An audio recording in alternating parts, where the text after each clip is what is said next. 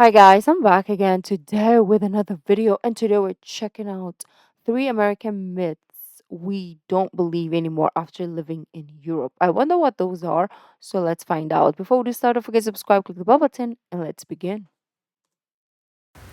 There are three beliefs about life in the US that Americans, including us, tend to grow up with.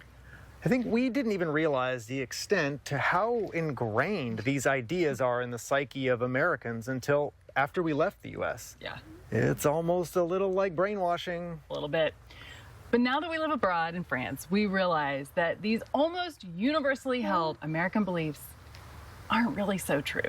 It is. Hi, I'm Raina, I'm Well, Jason. let's see if my internet can cope with. and we're Baguio Bound.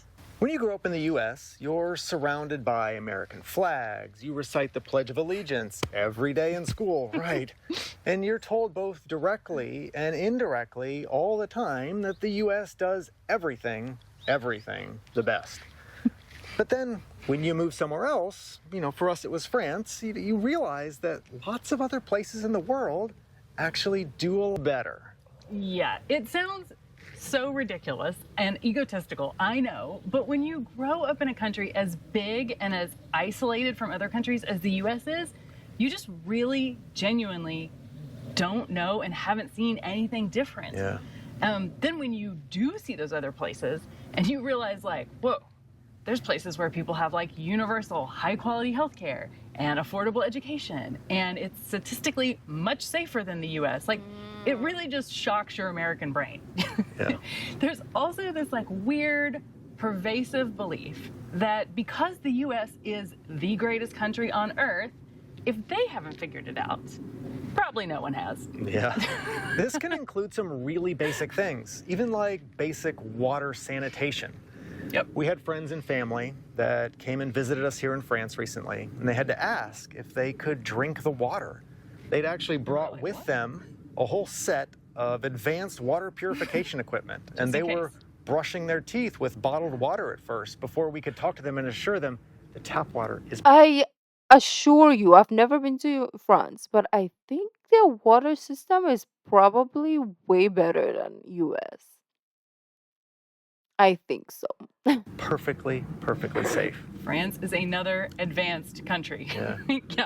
Yeah. And we thought this was actually even more funny Yeah. because Avion water from Avion, France, sells in the US for like $5 a bottle. And so when you're in the US, you can drink French water, but not when you're in France. I don't know, struck us as a little funny. Yeah. Another commonly held American truism is that Americans are somehow just more free than people in other democracies. Even our national anthem, which we sing all the time, it includes the line, the land of the free, the home of the brave. But what does that land of the free actually mean? Right. What liberties exactly do people have in the US that they don't have in so many other places around the world? Not long ago, we heard someone describe the difference in how Europeans and Americans view freedom.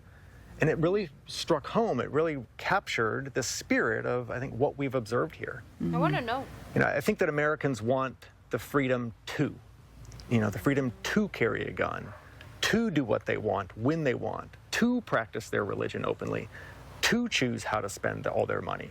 Yeah, and the contrast to that was the idea that Europeans are looking more, they see freedoms from. So freedom from the threat of violence, freedom from dying lack of due to health care, freedom from having a religion imposed on them, freedom from pollution and toxins in their environment and food.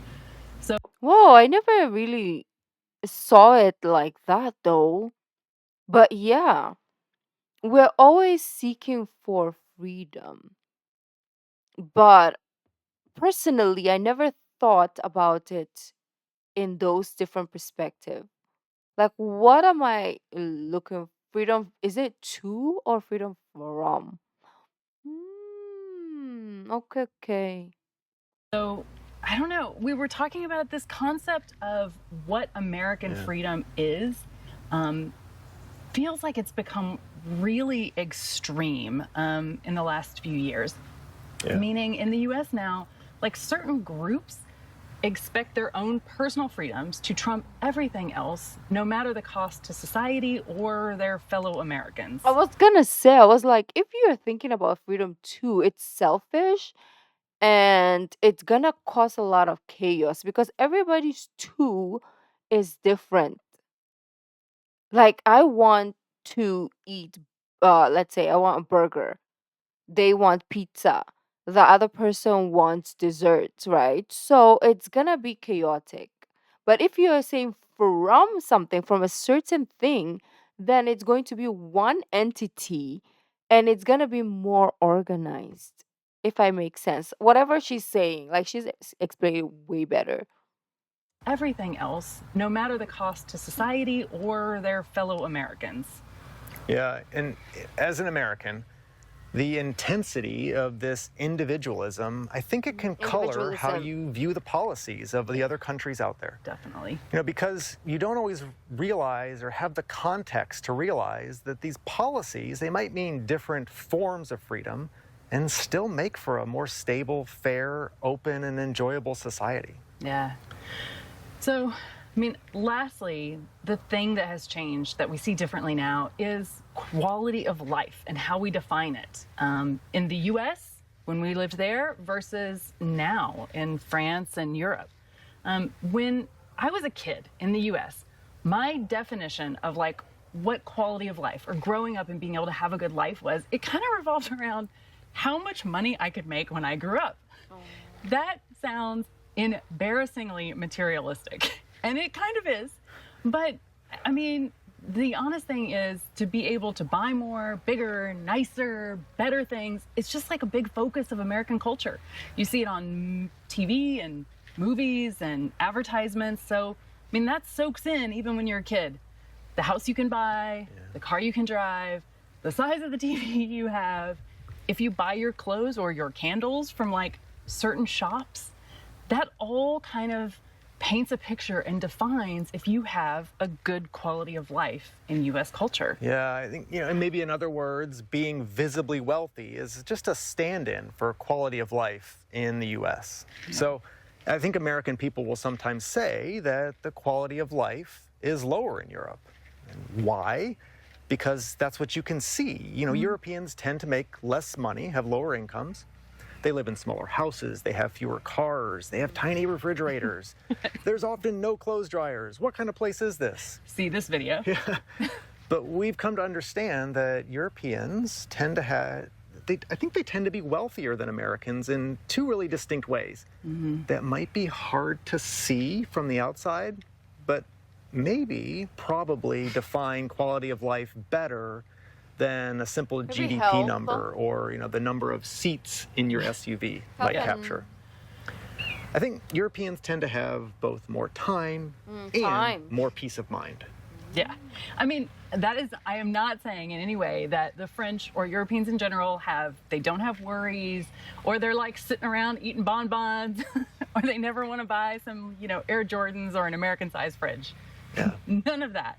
But there's one really big difference, I think, that we've seen, and that is Europeans tend to have a value system around personal time and a social system that around basic human needs that support well-being. Yeah, those two things, they come together for a quality of life that might be really hard to value on a graph or a balance sheet, the way you could, the stuff maybe in your house could be captured. Yeah.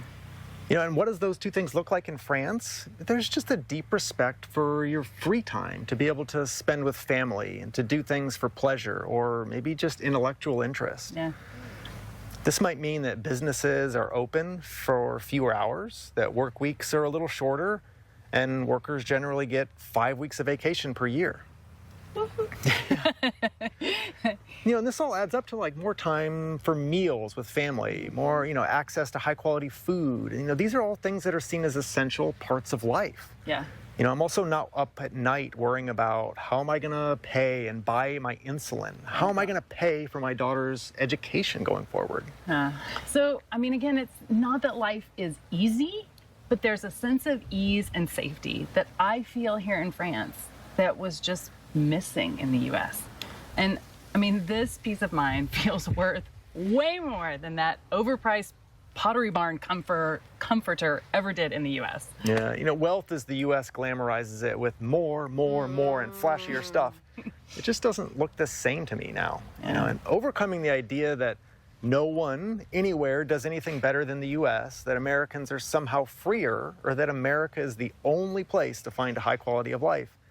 These are all just myths that living abroad has kind of dismantled for us. Yeah. So, if you're hesitating to make the jump to live abroad, but it's your dream, don't let these internal beliefs that we as Americans kind of all get brainwashed into our whole lives. Don't let that stop you, because you know what? You're American. You're very optimistic. You can do anything. And sometimes that means moving. Thanks for watching. Abiento. That was beautifully said. Yeah. Well, here we go again. Another day, another lesson. Um, that freedom thing really gave me this sense of realization. And yeah, it's really beautiful. I wonder where in France they are, because it looks like the countryside looks really beautiful. Anyways, let me know if you have any additional stuff that you want to include here that they didn't mention. Thank you guys for joining me as always, and I will see you in the next video. Bye.